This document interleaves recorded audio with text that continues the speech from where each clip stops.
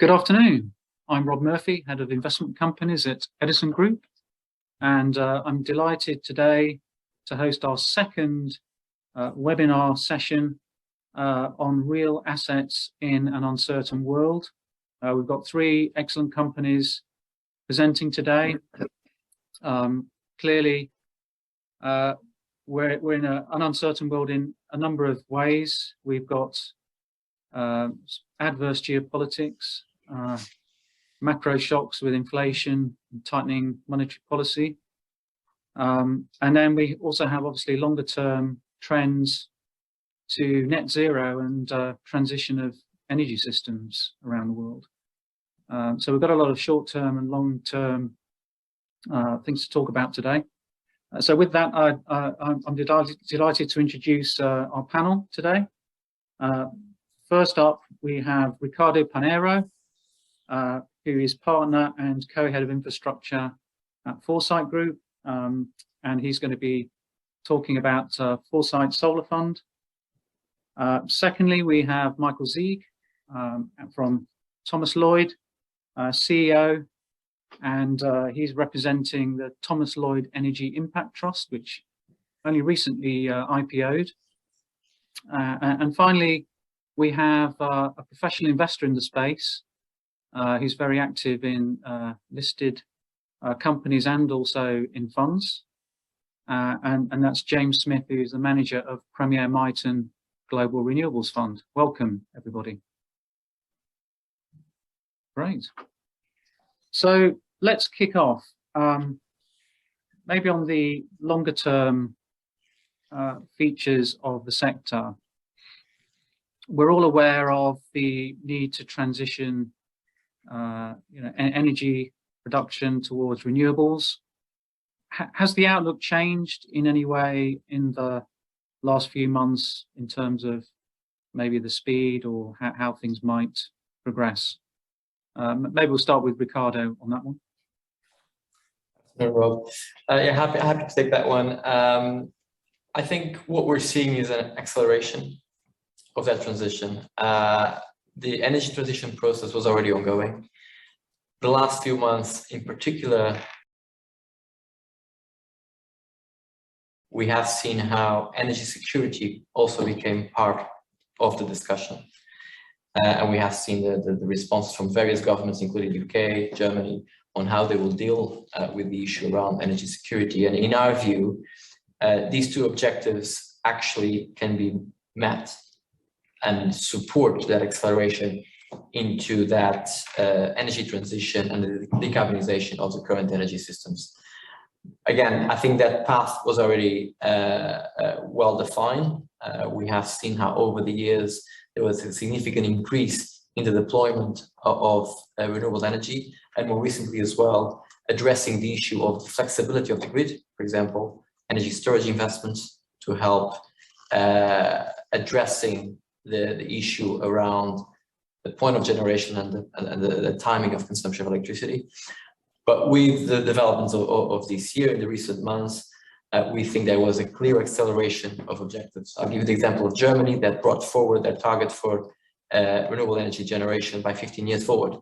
And this can only be met by a significant investment in renewable energy, in flexible systems, and investment in further grid arrangements to make sure that the systems that we have, especially in the UK, especially in Europe, are able to accommodate the expected increase in renewable deployment that it's anticipated for years to come.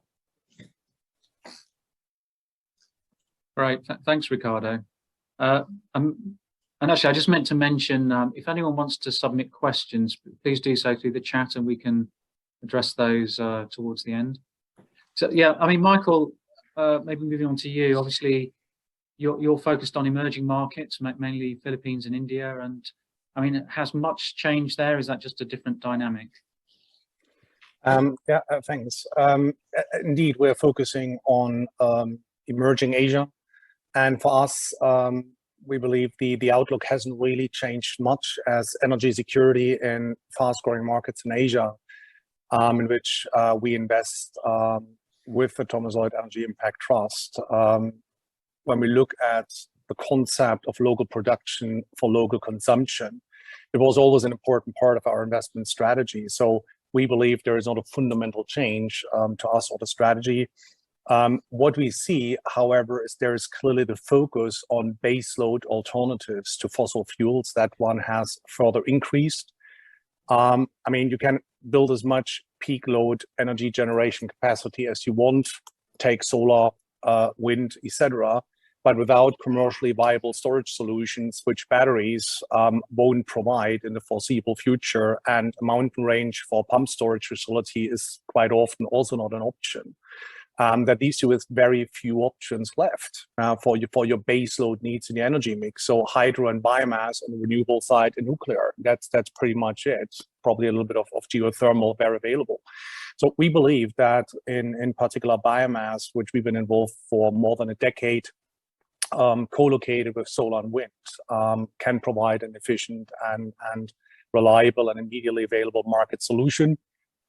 Something which we have already successfully implemented across multiple sites in Asia, and have seen it works for local communities as well as the wider grid, and impact studies of the grid have shown that.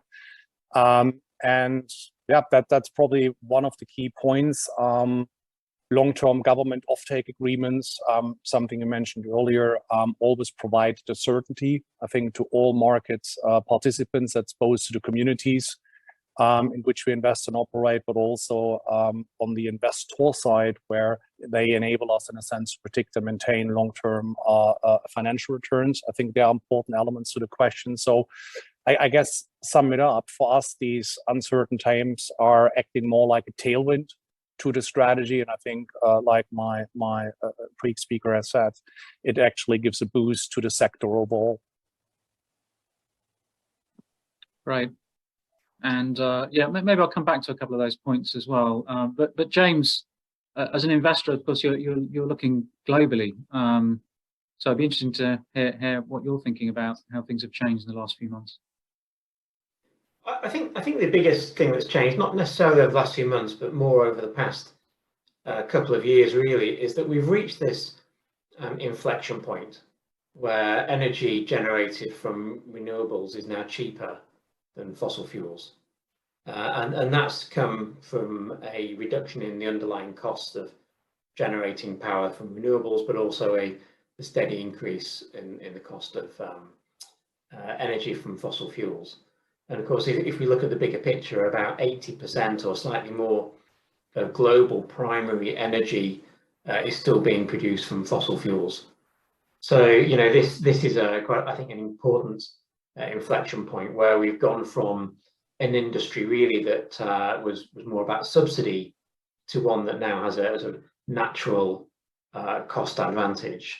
And that's even with the vast majority of fossil fuels in the world not really covering their external costs, i.e. Production of CO2. So there's relatively only really Europe, you know, where power generation, for instance, is really covering its carbon costs in any kind of adequate manner.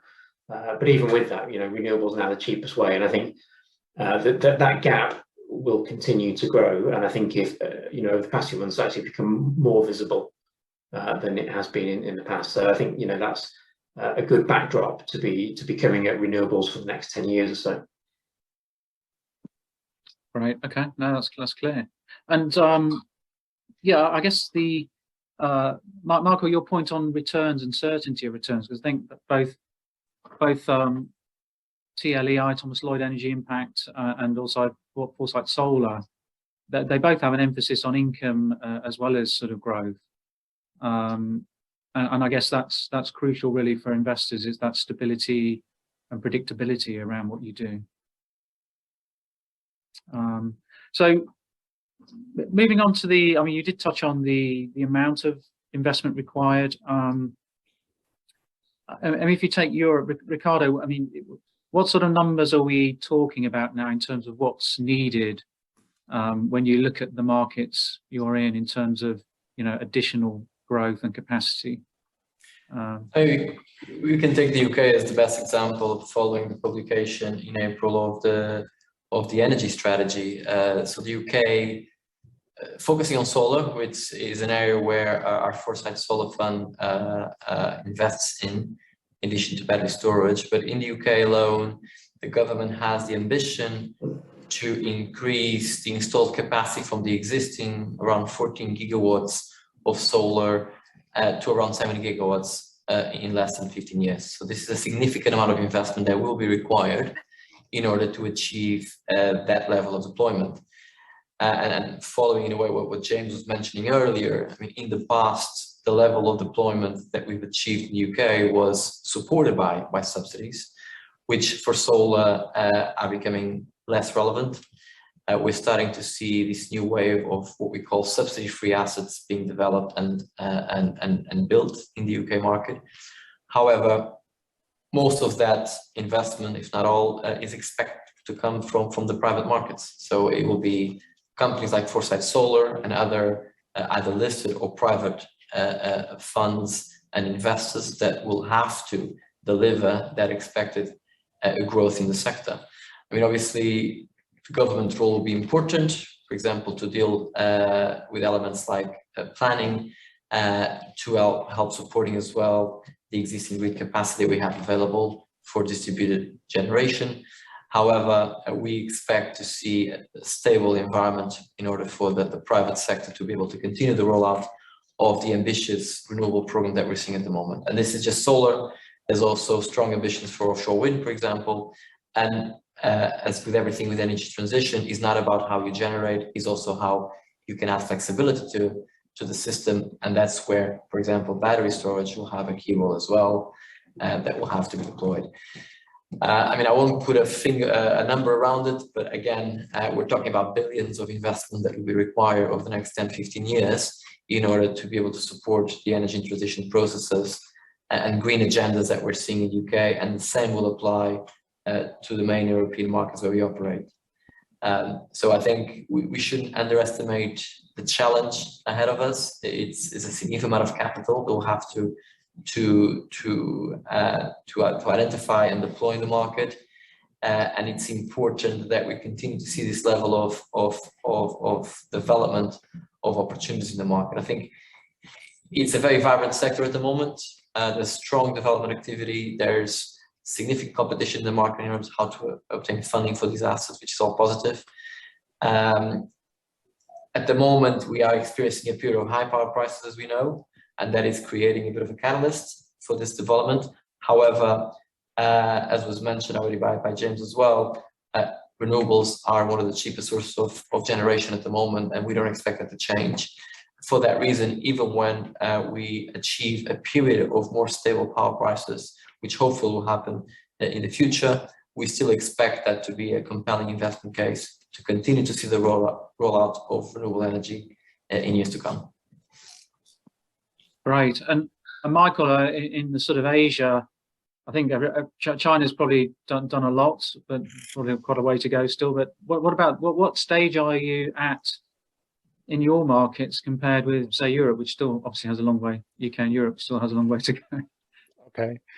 First of all, we don't invest in China. Our focus is at this stage on the Indian subcontinent and on Southeast Asia.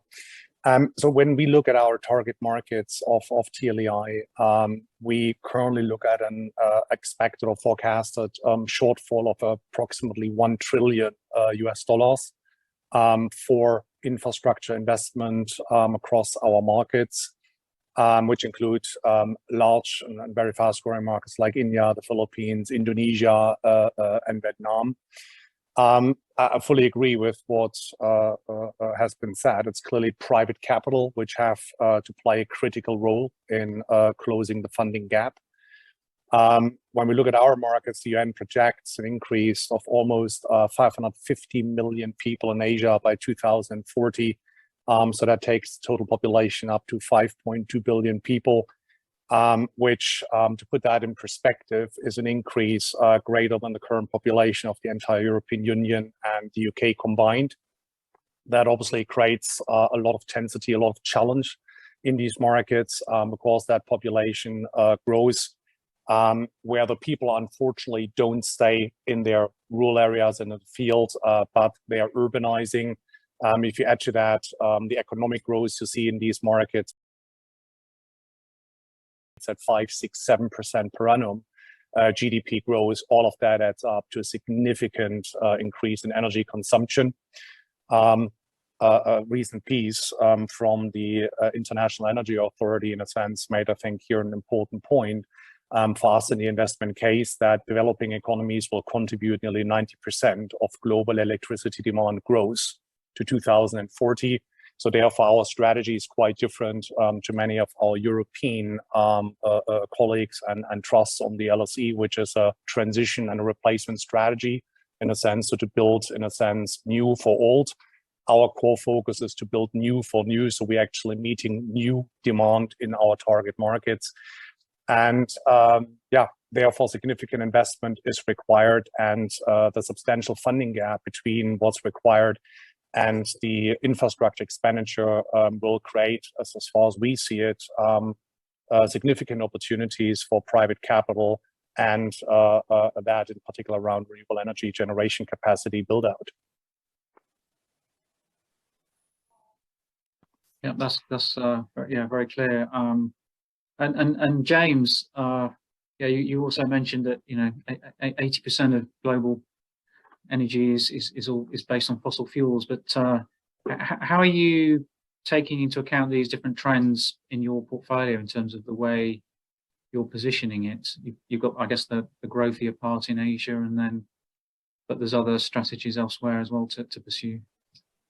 Yeah, there's I mean, the beauty of this sector is that it's quite different all over the world, depending where you go. So at the moment, for instance, in Europe, returns are being driven by high power prices, and slightly further out by the required growth in order to reduce dependency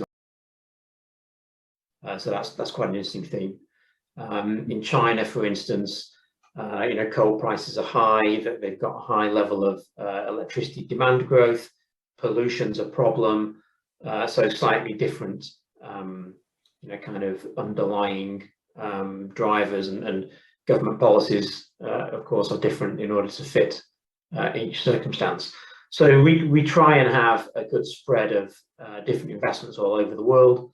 The underlying risks are all quite different, some more growth oriented, some more yield oriented.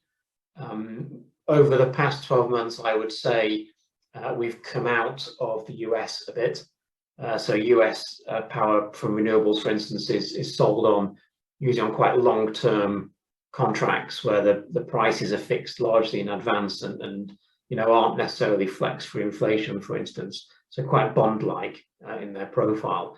So we spent most of 2021 in anticipation of higher inflation and interest rates, pulling some capital out of the States and into Europe, for instance. So that's been quite a focus, really. And China was fantastic for last year, less so this year. But on an underlying basis, looking at the actual power that the companies are generating, they're continuing to grow. So we're quite happy to stay in China. If I was investing in the property sector or any other sector, for instance, that wouldn't be the case necessarily.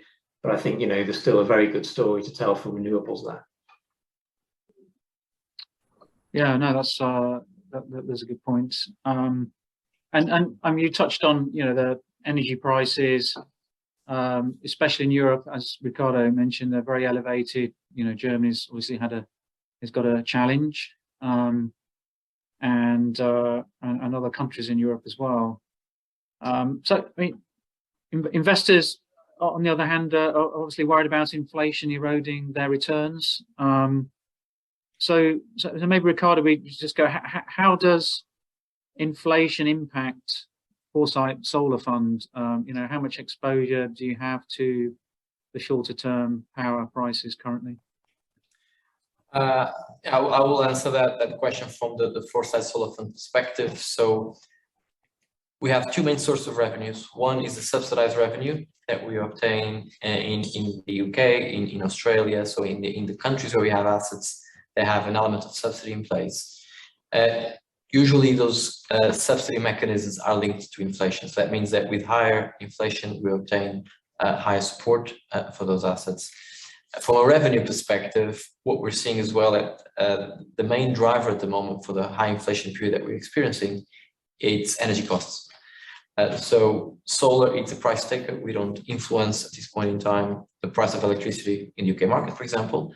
But the way we structure the fund is that we're trying to offer investors visibility on the expected cash flows of the fund through subsidized revenue, which is considered a fixed revenue, and by entering fixed price contracts. We always allow for an element of our revenues to remain linked to the power price, to the merchant power prices, which means they will be offering exposure to investors to the current power price environment. So in periods of increased inflation, especially when that's linked to energy prices, that means that it's expected to have a positive correlation with the revenue that we're securing on an annual basis. On the cost side, we do have certain cost linked inflation as well. However, I would say generally, if you look at the overall operations of the fund, periods of high inflation will result in higher revenue generation, and as a result, in higher valuations in terms of the fund performance. So if you, for example, look at the recent valuations that were published by the fund during the course of 2022, we have seen an increase in the value, on the long-term value of the fund, as a result of the higher inflation levels that we're experiencing at the moment. And has that impacted the kind of longer term power curves much yet? I mean, how do you see that evolving? It's a difficult exercise because in one hand, what we're seeing at the moment is that we're seeing high power price environment, and that is accelerating the deployment of renewable energy because it's creating a more positive economic environment for renewables.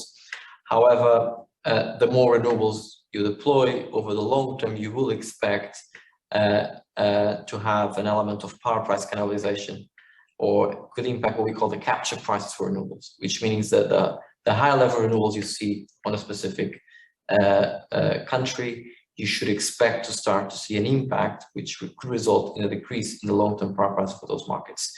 And that's what we're seeing at the moment in the power curve. You're seeing in the short and medium term an increase in forecasts compared to 6 or 12 months ago. However, the long term remains relatively stable and lower than what we're seeing at the moment.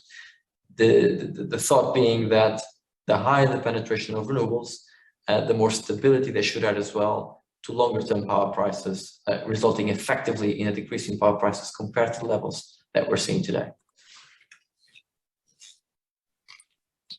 That's clear, thank you. And yeah, maybe Michael, same kind of question. You're less impacted directly, like in Europe, but I mean, how would a higher inflationary environment, impact your revenues? I guess a rise of inflation is what we see globally at the moment. So I think costs and inflation impacts are also seen on projects on a global basis, certain country more, certain less. However, the cost of building and running fossil fuel plants in our regions, in a sense, is significantly higher than renewables. So for an example, in India, probably to get a hand on that, the cost of solar, in a sense, is around 35%, and in certain states up to 60% cheaper than the same kilowatt hour as a cost out of a coal power plant, I think, which leaves the market advantage for us completely intact. In general, we deal with inflation, in a sense, as far as the ThomasLloyd Energy Impact Trust is concerned, in two ways. Either we sign long-term government or quasi-government offtake agreements, usually 20-25 years, which are in certain of our markets inflation-linked. So they have a direct adjuster linked to the CPI in the region or in the country. And therefore, in a sense, as inflation increases, in a sense, the price per kilowatt hour paid to us and to our plants increases alike. So that sort of manages that risk. In other countries, in a sense, where there is no inflation escalator embedded in the PPA, clearly we have an in-house view on expected inflation over the length of the lifetime of the power plant. Therefore, we participate in reverse auctions, public reverse auctions in these markets on a basis that for our financial models, we already assume a certain inflation in certain countries, also currency depreciation, somewhere between 1.5% to up to 3%. And therefore, the inflation is already expected and in the numbers. And so far, that has worked well for us. Over the past 11 years, we invest in the region. Great. And James, I mean, you mentioned that you sort of anticipated a bit last year higher inflation and moved, reallocated capital toward, out of the States towards Europe and Asia. I mean, how has your view, is that view extended now after what we've seen in terms of, or how much you should be doing outside of the US? Well, I try not to do too much economics because you'll always end up probably getting on the wrong side of that, and it's a tricky thing to do. There's a few different schools of thoughts. We could well, by the end of this year, be in a position whereby energy prices are coming down a bit, maybe inflation coming down, heading into more of a recessionary environment. And in those circumstances, of course, then being, having the benefit of a rather long-term fixed revenue stream might look quite good. And also, from a valuation point of view, that yield compression might give you a good return. And some of the US equivalents to Foresight Solar, for instance, instead of being up 10% this year, they're as a rough rule of thumb, they're down 10 to 15% this year. But that could easily reverse in the second half. So that's just something we'll have to try and get right as best we can. Whether we will or not, I don't know. But this is why we keep a spread of investments all over the world to try and insulate you a little from those kind of macro risks, whether it's interest rates moving the wrong way in one particular market or one particular current topic, a country putting in a windfall tax, for instance. So yeah, it's difficult to time these things, and you can get caught out. But I think probably we're in for more of the same for the next 6 to 12 months. Will be my guess. Yeah, feels like it. I mean, you mentioned interest rates. I mean, I guess, Ricardo, that's the other sort of side of the coin. If people look at NAVs, you've got discount rates, obviously, to calculate those. I mean, interest rates haven't moved enormously, to be fair, in absolute terms. So how would, I mean, you disclose various, sensitivities, but where do you see the kind of sensitivity around rates? I mean, where it might have an impact? How much higher would you think they'd have to go? I mean, as you pointed out, there's some upwards pressure on interest rate at the moment. We don't see that having an impact immediately on discount rates that we are using for solar assets and renewable assets yet. So I think the way these discount rates are built usually involve an element of risk-free rate and premium related to the sector and the risk profile of the assets. Within that premium, we think there's still some buffer to absorb further increases in interest rates. So we wouldn't expect discount rates for renewable assets to move perfectly correlated with interest rate movements. My personal view, I think you can still absorb something around 150 to 100 basis points of movement in interest rates before you start to see any significant movement in the discount rates applied to renewable assets. The reason for that is that we're still seeing also an element of a period of high competition in the market, especially for operational subsidized portfolios. It's portfolios that have a high component of contracted revenues, which is something that is attractive for certain type of investors. And for that reason, we have seen, even in periods where you have some movement in interest rates, you might see actually a compression in discount rates applied to these solar assets. So again, it's something to be monitoring. I think if we start to see an acceleration in the increase in interest rates, you should expect some movement in discount rates. But again, in our view, there's still some capacity to absorb some of that increases without any significant changes if the level of competition in the market remains as we're seeing at the moment. Yeah, no, that makes sense. And Michael, so for your portfolio, how should we think about the impact of rates there? I think fully aligned with what Ricardo said. I think ultimately the cost of capital and associated numbers, which you usually see in the discounted cash flow models, in a sense, will impact the industry overall. I think for us in specific, the risk-free rates in the developing or emerging markets in which we invest are substantially higher than the ones we see in Europe and the US, as the risk or perceived risk there are higher. Hence, we believe there is substantial buffer already priced in a sense, so that probably the amount of interest rate change we could take, in a sense, before that would impact valuations in a recognizable way, might in general be higher than in developed markets like Europe or the US. On the other side, in a sense, we are clearly benefiting looking against that when we see the increase in asset values on trading in the secondary market, as obviously in the NAV view, which we perform with an external valuer, working quite closely for many years there with Duff and Phelps / Kroll today. What you see in a sense is that the general capital market data goes into your DCF model on the one hand with the just described effect. On the other side, you look at secondary market assets there and the trade comps you get there.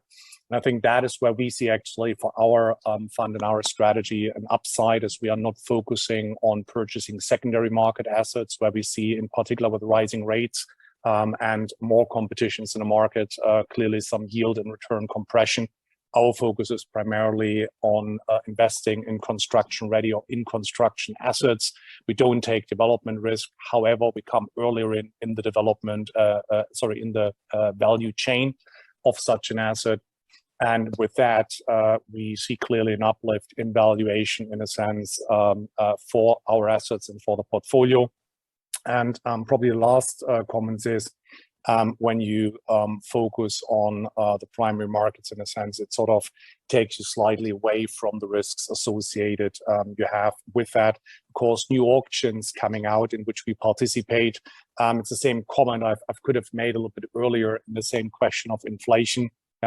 It all forms part of your costs. So new auctions in which we participate, in a sense, they are settling now, and we've seen that now in the last couple of months in India, where the first time after many, many years of declining auction prices, so the kilowatt hour price on which the final bidders, in a sense, have the first time started to go up again, because sometimes tax issues, inflation expectations, cost of capital have increased, and they are built in from all bidders in the process. So that, in a sense, you don't have an effect on investors on that end for any new assets built. Clearly, if you have assets in the secondary market, in a sense, and acquire there, you have a higher exposure to that risk. Yeah, I mean, it's a bit like, similar to Ricardo's point is, I guess the assets in a way are quite a sort of a fairly cheap sort of inflation protected bond in many ways, right? They've got, so that there's quite a lot of headroom over what bonds are yielding today, which are completely unattractive generally. If you think inflation is going to continue at sort of any sort of reasonable level. The projects, as you say, that for the new projects, then the revised expectations go into those going forward. So maybe we just shift gears a little bit. Go to James, because you're a global investor in the space, and I believe also a shareholder in Foresight Solar Fund, for instance.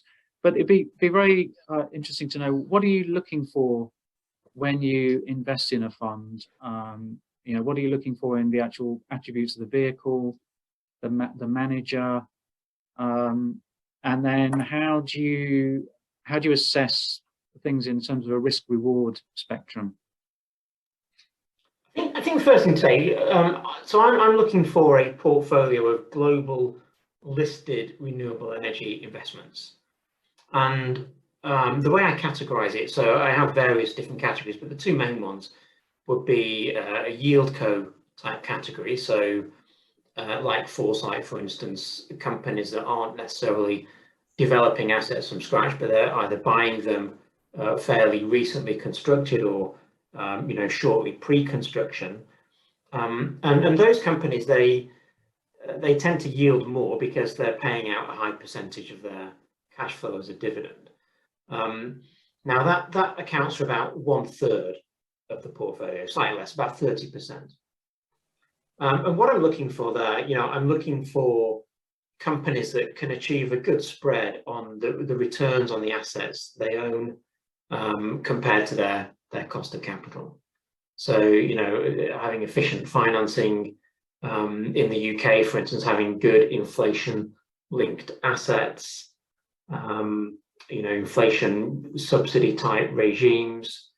So all those things, and for the other section of the portfolio, the development companies, I'm more looking for, they've got a good level of potential future projects that are going to come down the pipe, that they will be able to develop at a reasonable cost and turn them from, an idea on a sheet of paper into a revenue producing asset. And that's where the value is kind of generated. When it comes to the investment companies, so Greencoats, Foresights, etc., although they legally that's the structure they have, I kind of try and look at them in the same way that I do any company, because in reality they are an operating company. They own the assets, they control them, they run them. They're not an investment company that I am, in the sense of having a 50 small minority stakes of 0.5% in different companies. When they own an asset, they would tend to own 100% of it. So as far as I'm concerned, they're really just, there's no different really to looking at Greencoat UK Wind or Acciona in Spain. They all own wind farms. They've just got a slightly different way of building that portfolio. So, I'm looking at all the normal things that any investor in any sector is trying to look for, really, and that's, good long-term returns, relatively modest political risk. So that's a big one in this sector. And yeah, good management that can keep those assets at quite a high utilization. I think those are the main things. Okay, and that's clear. And I guess you mentioned political risk, and I guess we've seen that. One of the areas you do invest in is China, and we've seen, obviously, there has been quite a lot of weakness in that market, but more in the tech sector, which it's come under sort of a lot of regulatory change, let's say.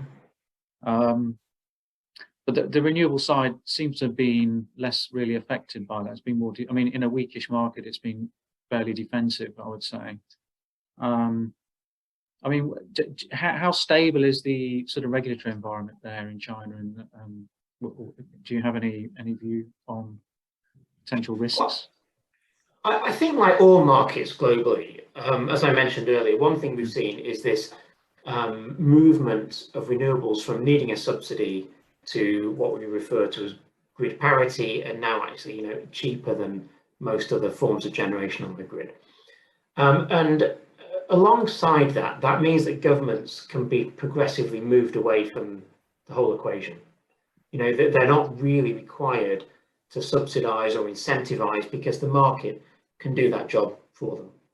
So now in China, actually, I would say over recent years, it's probably been one of the more regulatory stable jurisdictions for renewables.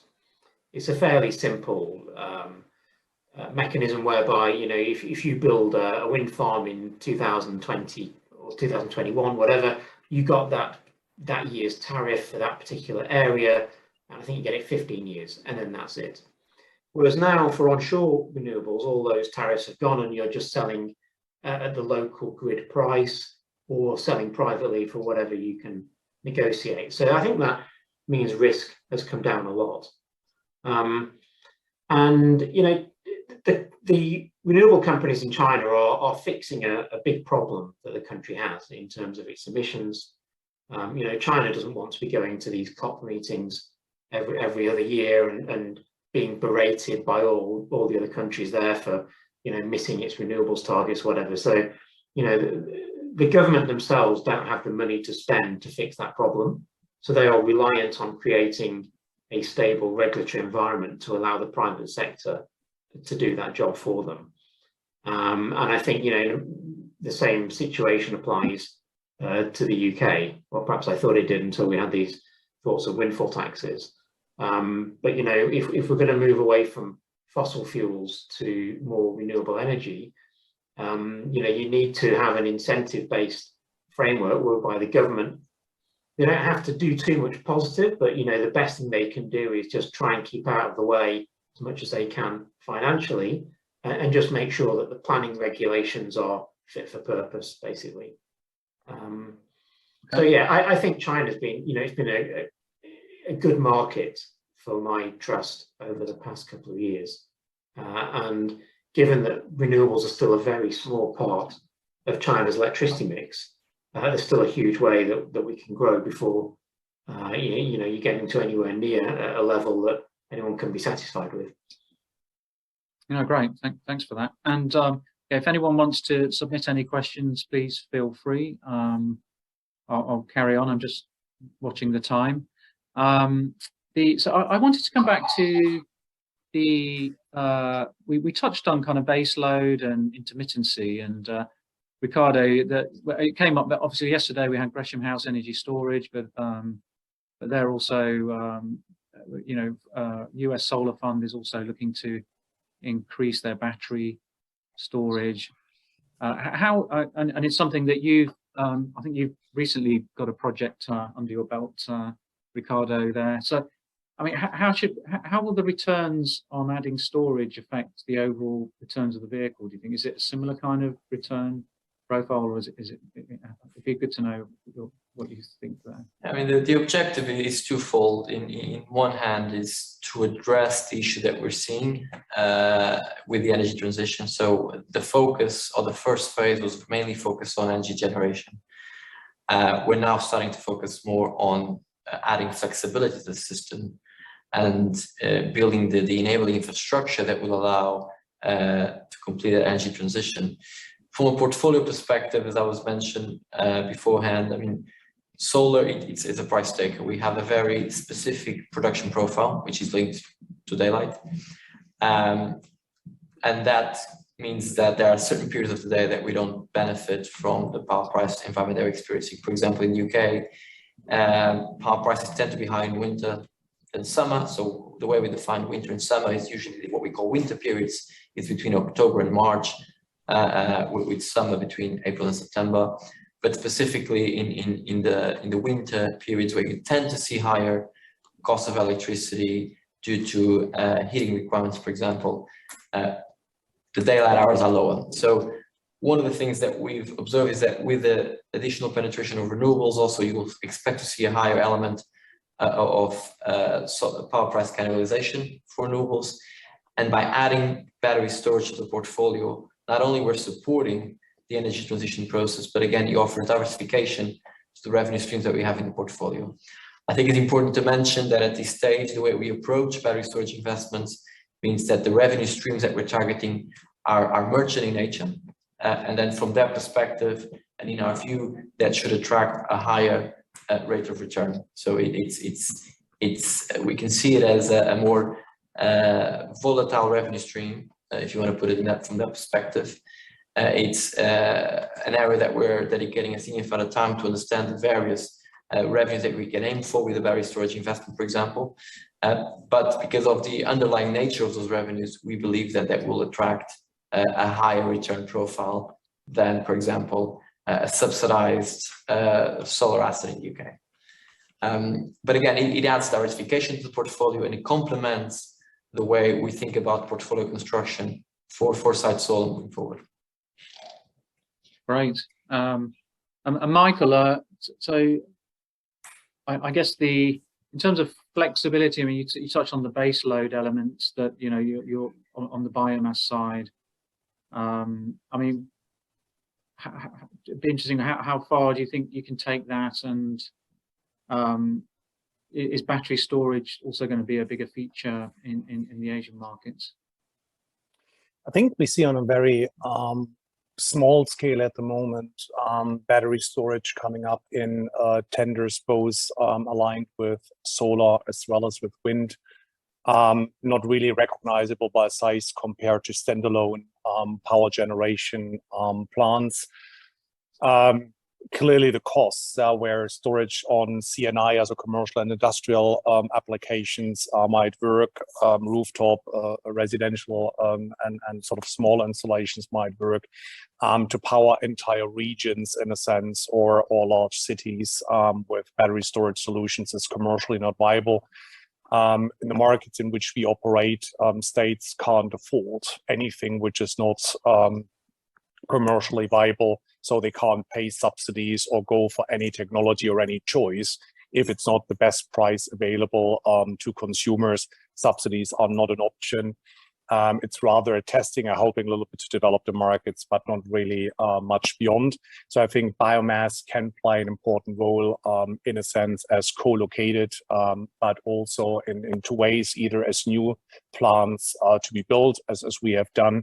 But I think there's also on refit a large opportunity to look at some of the older coal plants in a sense and see by just changing the fuel, e.g. to agricultural waste, by changing some of the techniques, use the rest of the grid connection, the substation, and the rest of the balance of plant, in a sense, with that, and therefore accelerate the transition and provide further baseload solutions to the market. So I think battery storage in Asia doesn't play at that stage a relevant role at all. Yeah. However, probably as a last comment, in a sense, we have the availability as part of the trust to invest in storage solutions if and when they become commercially viable. Yeah, great. Okay, I think if there aren't any other questions, which I don't have anything else, I think we'll draw it to a close. I'd like to thank all the speakers for their time. That's been, I think, a very educational discussion, and we've pretty much covered the major regions of the world. So thank you, everyone.